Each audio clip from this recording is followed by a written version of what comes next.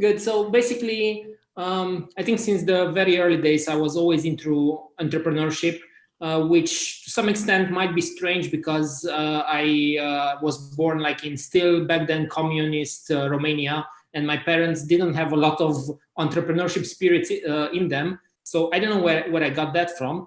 But then I was also always into like business and technology. And then I went to university to study the technology side, but then I also studied business. Tried a couple of times to build a few technology startups, failed, went to get a proper job so I can learn more on somebody else's dime. And then once I felt the entrepreneurship itch that was itching me too hard, and thanks to some savings which I had from the corporate career, I decided, okay, I'm going to give it one more proper try. And then I went again full-time into my previous startup, which is Nugget, which failed, but which got us to SocialBee, which is my current startup that I'm working on. That's awesome. So let's talk about in the beginning. I really want to understand more about why you wanted to be an entrepreneur in the first place. And I know you talked about it a little bit, but like, where did that come from? Where'd you get the itch from? I'm not entirely sure. I think I have this curiosity to learn how things are made, how things are happening in the world. Also, I have a growth mindset, so probably that also contributes because I know a lot of entrepreneurs, they really focus on growth, both personal and business-wise. I always liked to know how businesses are made. I even from an early age, I used to love to read like business magazines like Forbes, especially back in the day when they used to have like these old school printed magazines for the ones that still remember them, with the Forbes top 100 and 300 and 500 most richest men and women in the world and so on. So I think somehow I got attracted to this space without having any like real background that would show why I was attracted to it. So it seems like it was this curiosity of why things work the way they are, how things were built, mixed with an early exposure to business. And it seems like you almost got inspired by some of the wealthiest people in the world, and that all kind of came together to start building this entrepreneurial mindset of yours. Yeah, I think so too. And even though, as I said, my parents weren't really entrepreneurial, but the communist regime fell in Romania while I was about 5, and people started to create businesses around me. And even though I was quite young at that age, I was starting to see small businesses pop up here and there. And I always told my parents, like, why don't we also try to create something? And why don't we also try to do something? It never happened. So then I guess a few years needed to pass by so I could do that on my own. So what was that really like? Because I feel like a lot of people have never had the experience of actually being in a communist country, and especially in a transition point where that changed, and that is a very dramatic change from my understanding. So what was that actually like, being there in that moment of change?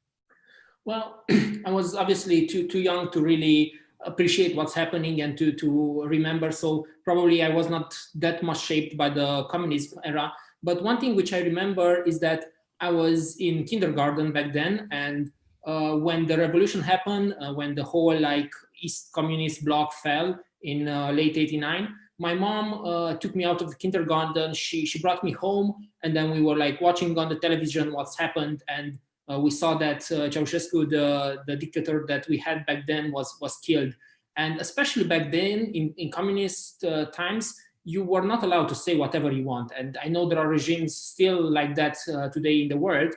And then I guess also back home, the parents, especially with kids, they had to make sure that they're only saying good things about the communist regime, because otherwise kids might overhear them, they might say something bad, and then they might get into trouble. So I remember asking my mother, how come like the son of the people that everybody loves, how come they killed them? What happened there?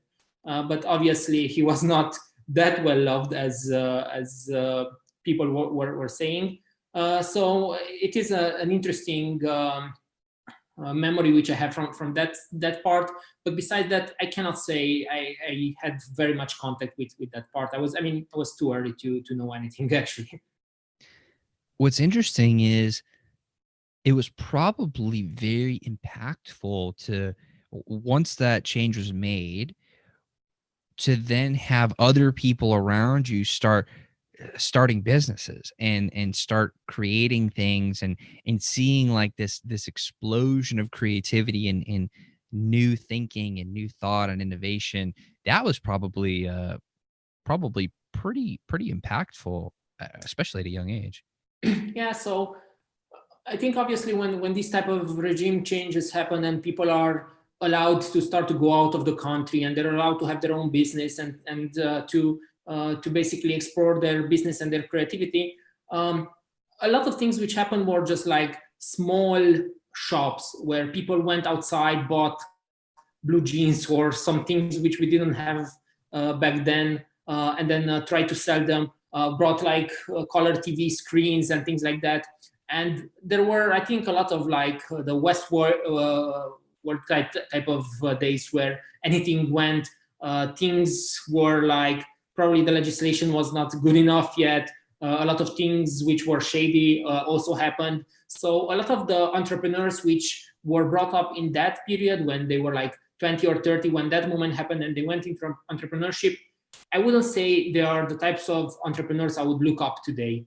But it was the type of entrepreneurship that happened back then, which is probably a step needed to go towards more thoughtful entrepreneurship, more entrepreneurship that looks at the whole picture, takes a longer time horizon view, and so on.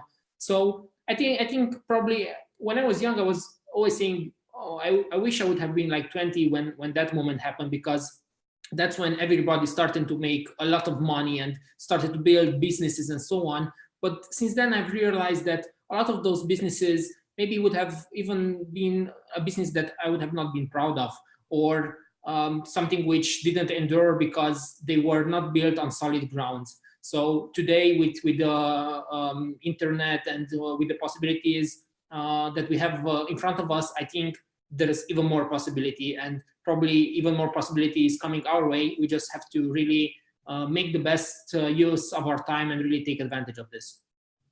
That's such an interesting point of, once they could, everybody probably just started whatever first came to mind. There was no regulation. So it was like the Wild Wild West. That's actually very reminiscent of the early 1900s in America.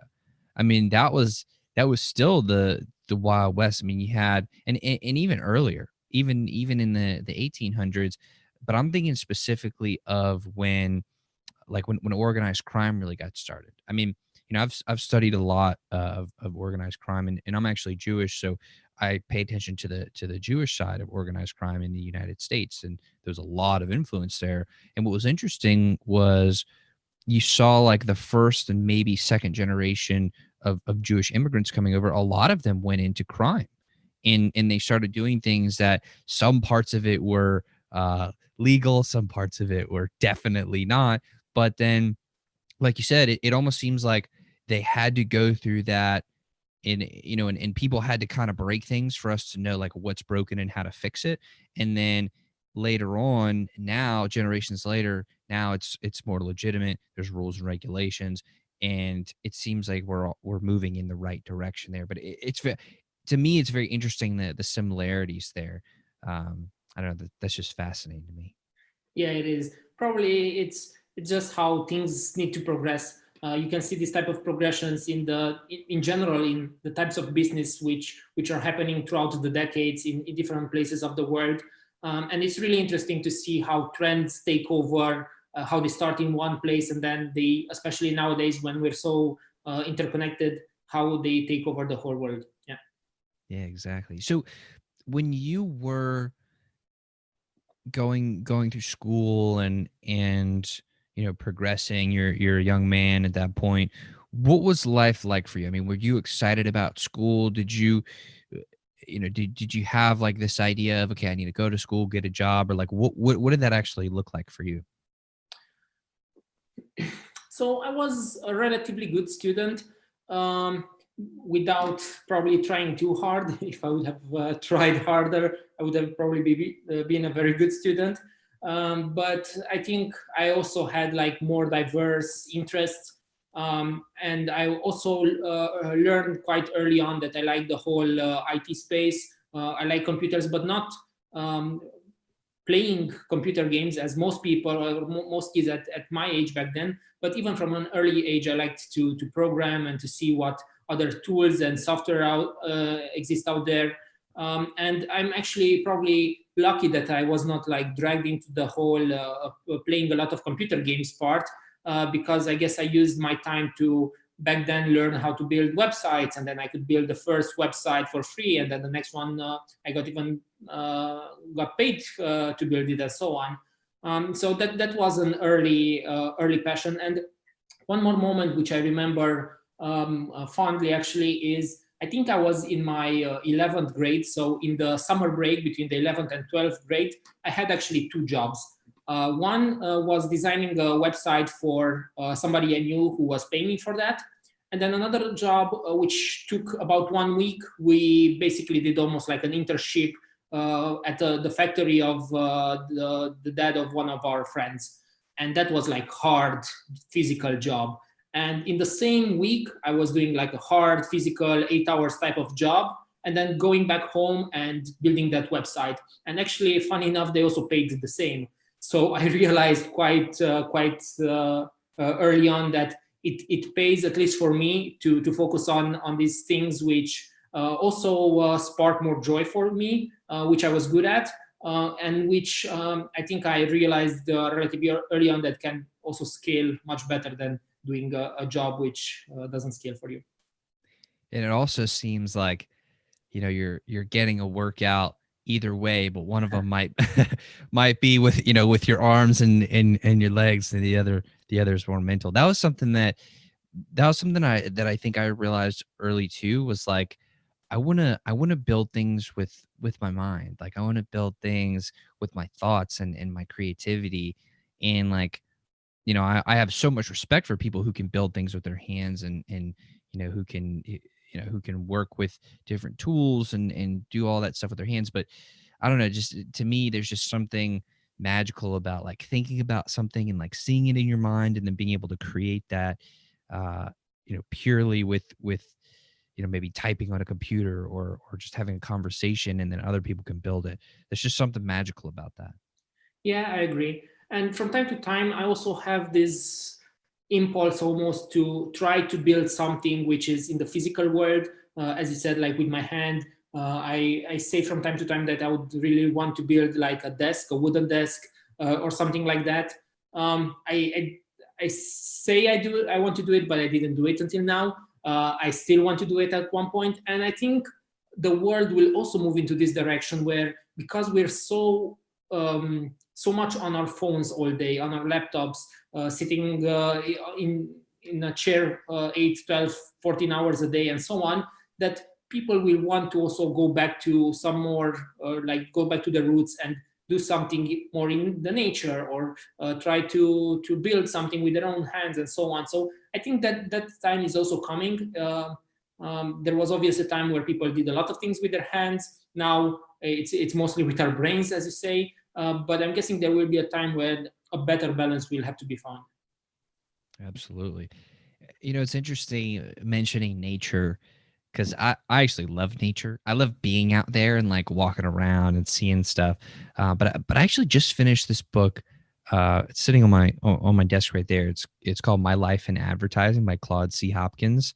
Oh man, that's a powerful book. But one of the things he was saying more towards the end was that he loved to be in nature, and he loved to be like immersed in in the environment and in surroundings, like natural things of that nature, because it just helped him, and he said it made him a better advertiser. So I actually think you're right, of like, we are so connected, and like we're staring at a screen. 25 out of 24 hours a day. And we're on our phones and our laptops and the TV and all that stuff. Like getting out into a place where there are no screens, that actually might be helpful, might make you better at what you do when you are looking at the screens. Yeah, for sure. One thing which I really like to do a lot, because I don't do a lot of sports, but I like to obviously listen to podcasts and audiobooks. So especially if I don't need to go somewhere, so I have that time to listen, I just get out of the house and walk. And I'm here in Frankfurt, Germany right now. So we have a nice river here, the River Main. So I just try to walk next to the river while I'm listening to my podcast or to my audiobooks. And I feel I get both a workout of my brain and a bit of a movement. I wouldn't call it a workout, but sometimes I do take long walks, so it might count a bit. Dude, I do the same thing. That is so cool. It's because I'm right on the levee here in New Orleans. We're below sea level, so got to have the levee to protect us. But like walking on it on the top and just being able to see everything and walk around, but learn at the same time. Oh man, there's something magical about that. So I want to kind of shift gears back to your story. When you were starting your first company, why did you decide to start that company at that time? So if we're talking about like the very first one, that was when I was still in the university, and I did a software for dental practices. And I think it just came because somehow I was always attracted to this CRM area, and keeping track of the records and so on. And I got in contact with a dentist that wanted to build such a software himself as well. So I had the technical expertise, he had the know-how of the domain, also a bit of contacts. So I also had a lot of time because I was still in university, so I could do that.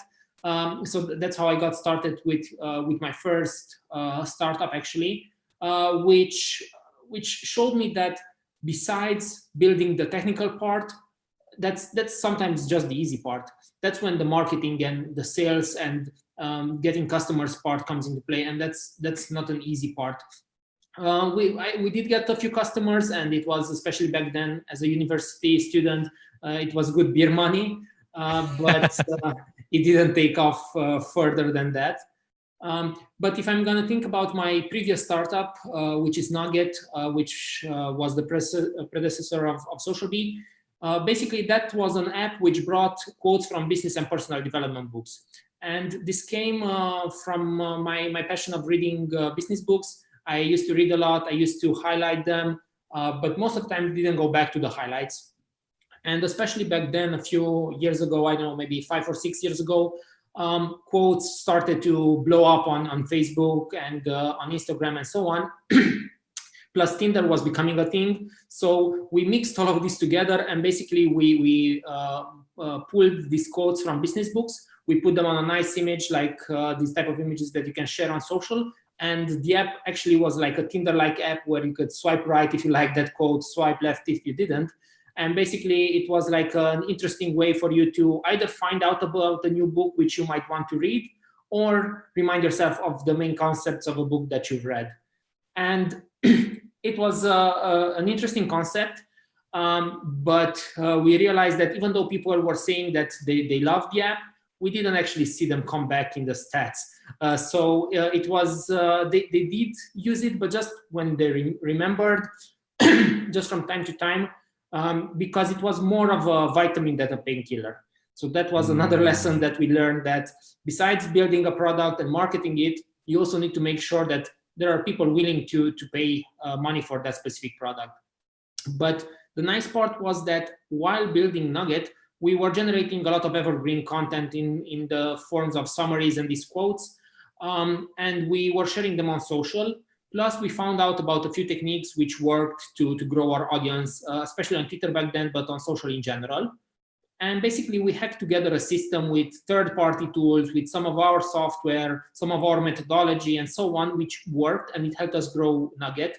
And at one point, we realized that maybe that part is more interesting and more valuable, and that we can sell that as a standalone part.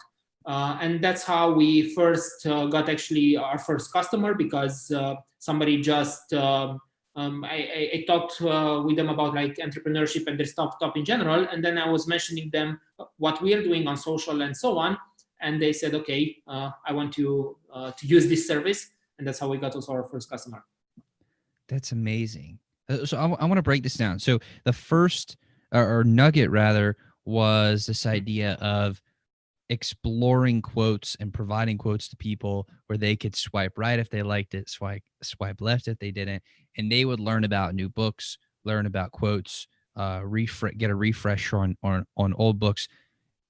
Was there a way where they could click to buy the book and they would use your affiliate link or something like that? Like, what was the revenue model there? How are you gonna monetize that? Yeah, indeed. So that was one of the revenue models which we had, I think, almost from the beginning.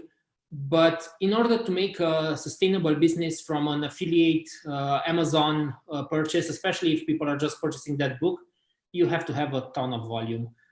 So that means that you have to have a lot of users, and a lot of them have to be coming back on a consistent basis and then actually buying those books. So we did make some revenue, but not even close to making it into a nice and profitable business. And we knew that if we would manage to grow it further, it could still be a good business, but it would have been still a vitamin, not a painkiller. So it would have always been like an uphill battle. While with SocialBee, it turned out that people are needing these services, these products, and they're willing to pay for them. So it's a much more straightforward type of business model. That's magical. So you realized from early on this whole concept of we would rather have a painkiller than a vitamin. So let's actually talk about that a little bit more, because I think there is a huge, tremendously powerful lesson to be learned here. Did you come into it thinking that, or like, how did you realize that what you were building was more of a vitamin than a painkiller? So actually with Nugget, we did try to have some early validation. So we did have an MVP. We did have some metrics for that validation to happen. And what happened was that I read Peter Thiel's book 0 to 1. I made the highlights. Together with the designer, we created these first nuggets. So these images, we created a SlideShare a SlideShare deck, which we put on SlideShare. We had a landing page, and then we said, people, look, these are like 10 quotes from this book. If you want more, you can opt in with your email here and get a PDF with 100 more quotes. And we said that if we would get, I think about 100 emails for that specific opt-in, then we would consider that there is enough demand. So we would turn this into a real app and into a real business and so on. And we were quite lucky that LinkedIn actually picked up our PowerPoint. So LinkedIn, which owns SlideShare. So SlideShare basically picked up the PowerPoint, and they made it, I think they highlighted it on their website for a bit. So quite quickly, we grew to a few thousand views on the SlideShare and to a few hundred emails. So then we said, oh, this must be a good idea. People are willing to give us the email address, which we've since then found out that email addresses don't always also mean revenue and dollars, or you would need to have a lot of those email addresses to have a significant amount of dollars. But we did validate it to some extent. And I think I was also quite eager to jump back into entrepreneurship back then. So even having a bit of a validation probably already made me blind to everything else, and I just jumped right into it, which I definitely don't regret, because otherwise we would have not gotten on the path to seeing that, okay, this was actually just a vitamin, not a painkiller, and then what else can we do which is actually a painkiller, which can solve people's problem much better. So yeah, that's how our initial validation didn't turn out to be a business validation, just like a nice, fun project validation. That's interesting. So you actually went through the process of testing and saying, hey, if we get a certain number of opt-ins or certain number of people saying they want this, then we'll consider running with it. And then a big company like LinkedIn picked it up and showed it to even more people. I mean, that is validation. That's awesome. So that's really cool that happened in the beginning. And it's interesting how then in your search for a better way to get more people, you built this system or the software, what is now SocialBee. You built this thing kind of under the hood where people probably didn't see that happening. All they saw was the nugget piece, and then you realize, okay, this is the gold. This is the thing that's actually, because it's solving your own problem. And so it seemed like that probably clicked of, oh, if this solves our own problem, wow, this probably solves a lot of other people's problems too. So how did you make that transition when you were like, okay, we're doing this, but we have this and we want to go with this? How do we pivot? How do we do that effectively? Yeah, so actually, let me tell you a bit about the first version of SocialBee that we've actually got to sell, because I don't know if you know how hacked together it was. So basically, the first version, so you now know SocialBee, it has categories for your content, which then you can share on a consistent basis on your social. It does recycling within those content categories and so on. But the first version, all of this engine of the content, where you store it, how you set up the schedule and so on, actually happened in Google Sheets. So basically you had a Google Sheet where each sheet had some specific columns, and each post had a specific way that you would have to write in those sheets. And then there was another sheet where you would set up your schedule, again, with some specific type of scenarios. And then there was the master sheet where actually there were a lot of relatively complex formulas, Excel formulas, which made it so we would always know what would be the next post that we need to take, which should be the next category and which should be the next post from within that category. And then on top of this sheet, we also had Zapier, which is one of my favorite tools, which integrates almost any other tools which have APIs nowadays. And then with the Zapier thing, whenever we knew that we needed to post something, basically we took the next post and we send it actually to Buffer, which is now also a competitor of ours, and we use their posting mechanism to post on those social profiles. So it was like piggybacking on competitors. It was using various like duct tape together type of solutions, and also a lot of manual work as well in the beginning, because all of these had to be set up manually for each customer and so on. But especially considering that we managed to sell for the first customer this like very rudimentary, very early stage version of SocialBee with a bit of a service on top, because as I said, there were some manual parts involved as well.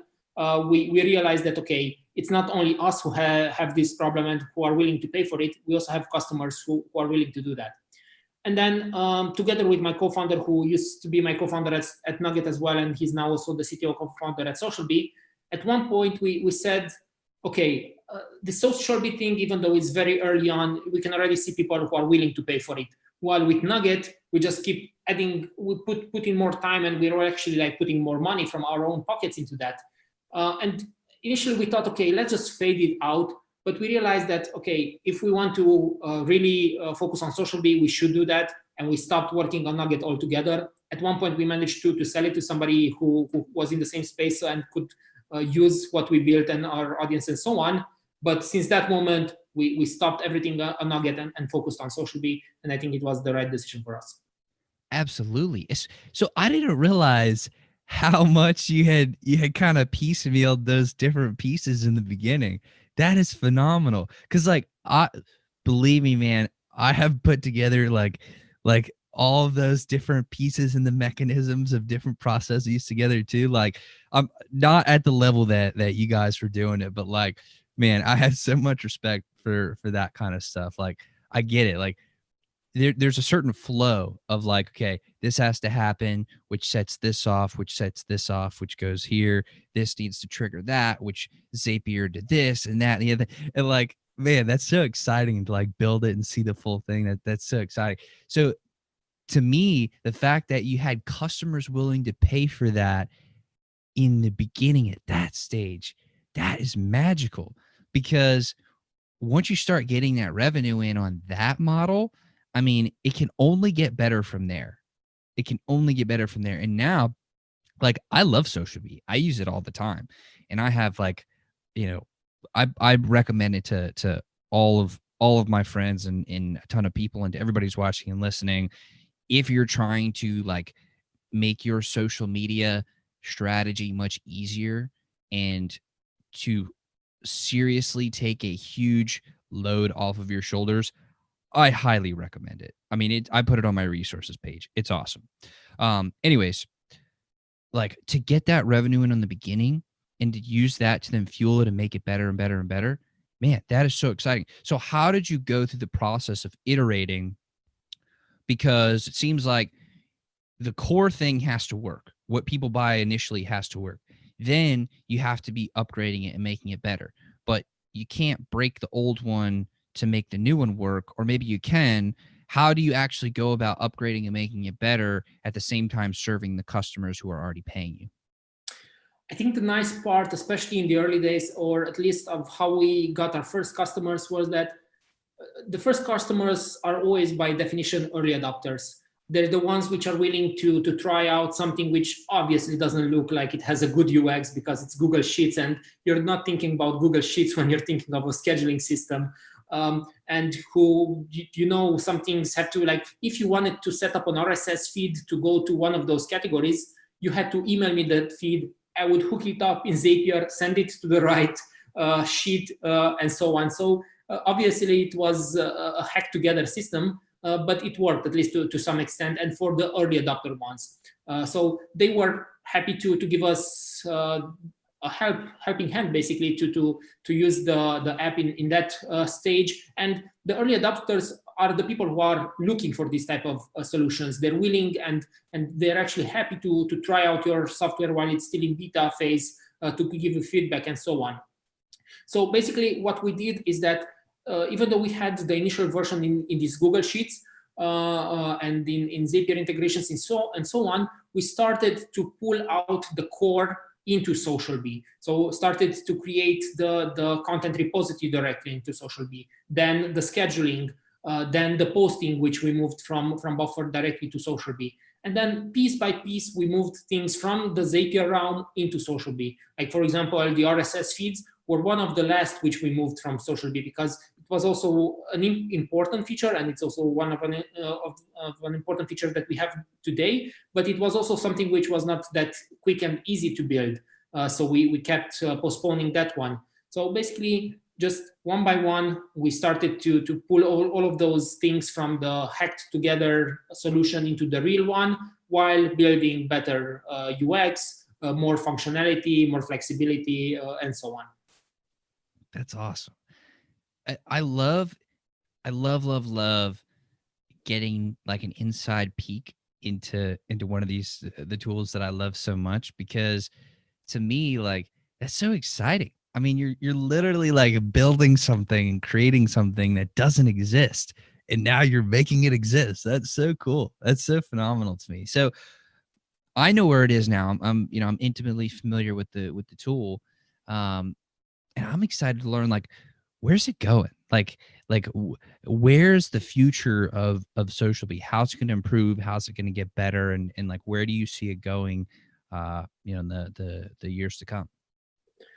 Yeah, so one of the struggles which we have is that SocialBee is extremely powerful, but then we also need to make sure that we bring that power in an easy to use manner, especially for people who are just starting on, or who are not familiar with category-based posting systems that can also do evergreen content recycling. So that's one of the things that we're always working on, to keep improving the onboarding flow, the UX and UI, and so on. And beside that, we have some major initiatives that we're working on. So we want to make it even more powerful for agencies. We recently released the workspaces and user and roles functionality. We're now working on providing comments, internal comments on each of the posts, so you can work in a team, and, for example, you can have a VA or somebody from our concierge team who creates posts for you, and then you can say, actually, here I would like you to do this type of post rather that one. So give direct feedback on the post. We are also working on building more reporting, and also insights into your analytics. And then also a unified inbox is something that we're looking at, so you can reply to all of your comments from across social from one unified dashboard. There's a lot of things to do and a lot of work. Our internal roadmap, so we have a Trello where we track all of the tasks that we're planning to build, and we keep building them. We keep moving those tasks from to do to done and so on. But somehow, instead of having less tasks, we always end up having more, because ideas pop up every day, both from us and from our customers. And there's so much that we want you to build. But it's an exciting time, and especially in the social sphere, everything is changing so rapidly. Even though it's been just like a few years that we've been on the market, things have been changing a lot and are constantly changing. So that's also what makes this exciting. Absolutely. So I'm curious about a couple features, and then I'm also curious about like the actual core of the like the software, like the heartbeat of it. So as far as like a few specific features, one of the things that I really like is the ability to build one post. Like I can go in and start typing, and then it will create it for all of the different channels, right? And then you can go customize by each channel if you like. What I've noticed is, or maybe y'all are already working on this, but would there ever be a way where we could like type in the actual content and have like a separate, almost like a separate piece that comes on after, where we can put in like all the hashtags we want to use throughout the thing? So it's like we put the hashtags in a separate box over here. We create the content, and then as the content's going out, it randomly pulls 20, 25 hashtags, whatever, and sticks it on as it's going out to each platform. Is that possible? Yes. So for sure, we have something which we call a hashtag library on our roadmap.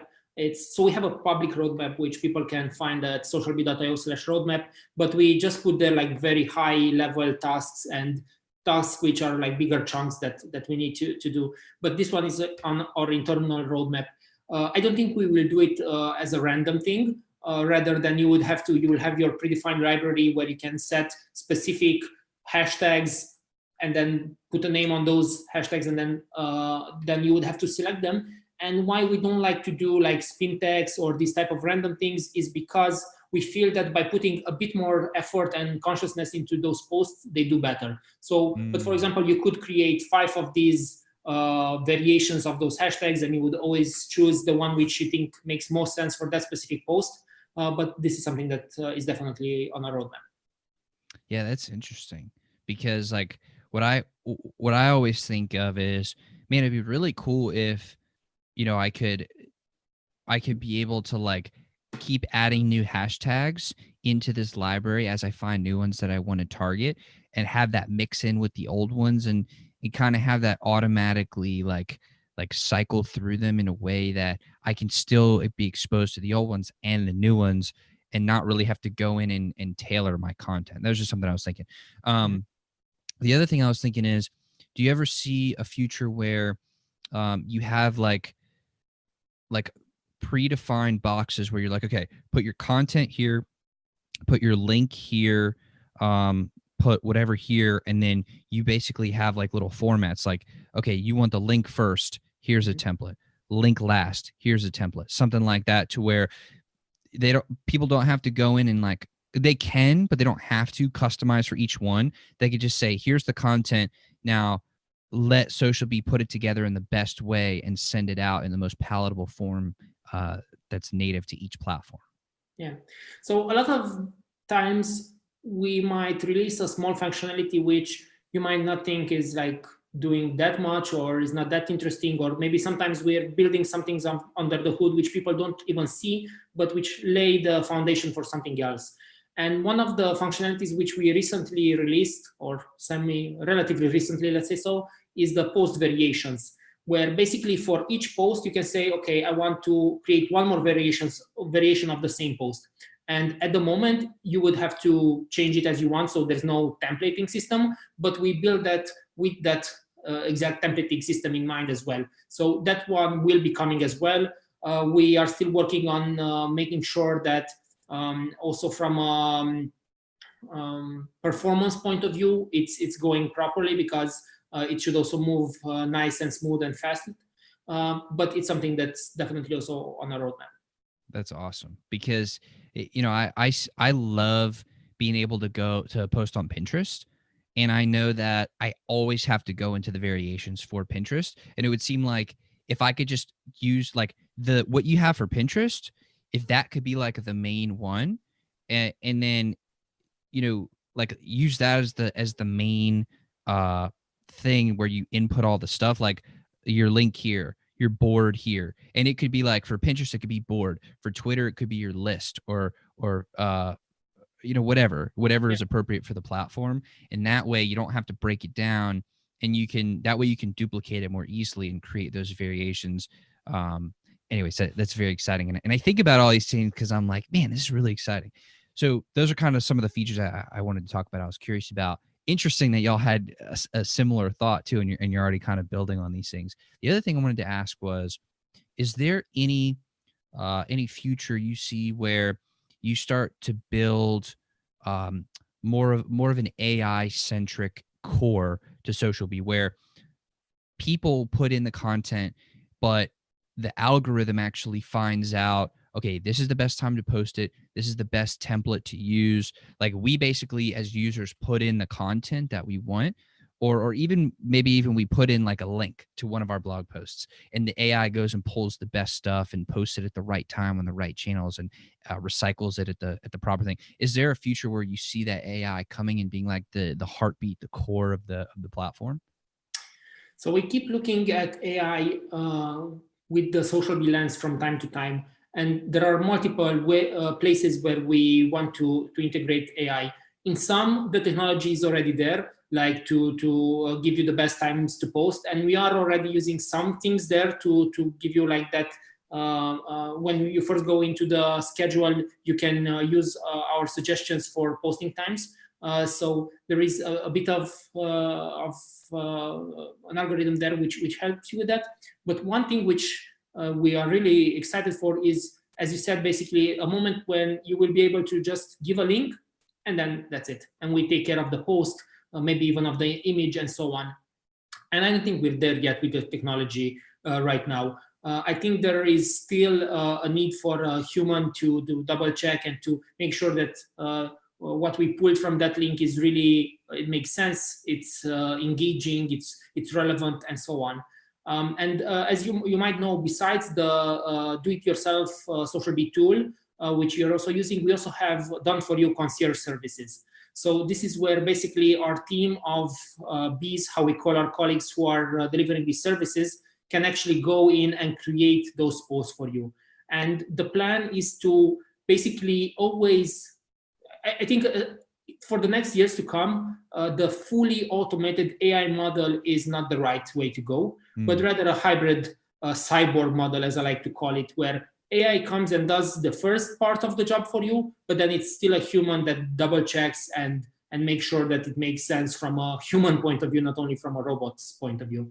But it's definitely a direction that we're looking at from time to time, and we will be moving in that part as well.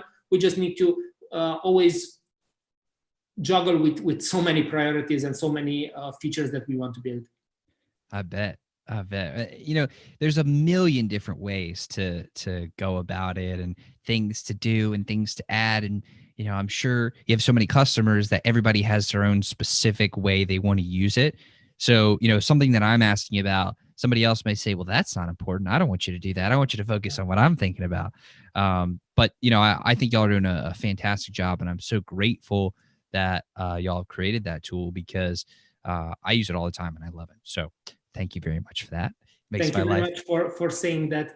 And indeed, I think with product development in general, it's important to gather all of the questions and feedback of your customers, and make sure that they're your actual base that you want to sell to, and not just like a random person that is not in your target audience. But then to really understand what lies underneath their request. because a lot of times people are coming with their solution already. And their solution might work, as you said, for them, but maybe it's not the right solution for everybody. And maybe if you really read in between the lines or really understand what's at the root of the request, you can come up with a better solution, which probably is going to be better for them as well, but also for more of your users or customers. Absolutely. Absolutely. And I love that that idea of understanding like what people are actually asking for. And I think that goes back to, the Ford model of, if he would have asked people what they wanted, they would have said faster horses. Exactly. So I think it's wonderful. So, Avi, I want to thank you very, very much for coming on the show.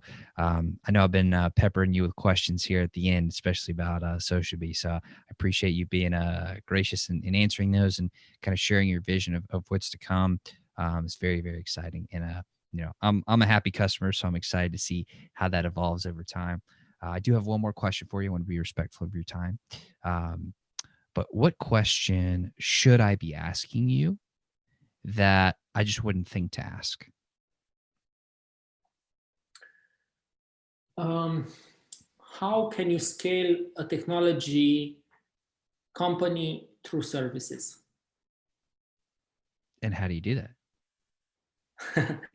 So, as I told you, in the early days, SocialBee was actually a lot of hacked together things, which basically anybody who is not a developer could do. And then also a layer of service on top of it. Basically, we started heavily on the services side, and then we built the technology so it's better and better so people can use it without any involvement from our services arm. But we always did that by thinking of services also in a scalable way, in a productized way. We always were thinking when we did initially we had the Twitter growth service and the content curation service and then the social media specialist service. We were always thinking, how can we scale that? Because people, when I tell them about our service part of the business, they say, services, that doesn't scale. And then I remind them of McDonald's or even McKinsey or all of these big companies which are scaling through humans, and it's definitely still scalable. It's obviously a different type of scaling and it requires a different skill set, but you can still scale through processes and procedures and trainings and so on. And the nice part is that while doing this, and especially if you do it in a very structured way, you will find pieces which you did by hand, which you can automate and build into the tool and into the technology part of it. And at one point, if you manage to build everything which you were doing by hand into the tool, that's great. Or if you end up with a hybrid model like we did, where we know that some customers want to just use the tool and do it themselves, while some just care about the results and want us to take care of everything else, that's fine as well. But especially people, and especially developers, who are trying to start a business shouldn't always think about, okay, how can I solve this through technology? Because most of the times when you're starting a startup, and if it's not a proven model or not a proven space, you will build so much software just to find out that nobody cares about the specific functionality, either functionality or startup altogether. While if you do it through services at first, you will see if people are willing to pay, you will see what their concerns are, and you will know what you need to do from a services point of view. So by the time you build the technology, you won't have to build it and rebuild it again. You will know what needs to be done from the first try. That's powerful. And I think you make such a great point. So thank you very much. I very much appreciate your time, and I appreciate the conversation and all the things that you shared. So thank you. Thank you very much. Thank you too. It was a pleasure talking to you. I really enjoyed both the walk back the memory lane from the beginning, and then also the conversation which brought us more to today. So thank you for having me on your show. Absolutely. Thank you. And thank you to everybody else who's watching and listening as well. Y'all are the best. So thanks for coming back and being, awesome people who are part of the community and part of the show. Y'all make this happen. And, my whole goal is to really help y'all turn your dreams into reality. So thanks for being here so I can try to do that for you and try to serve you. So thank you again. Thank you to everybody. And I will see you all on the next episode. Take care.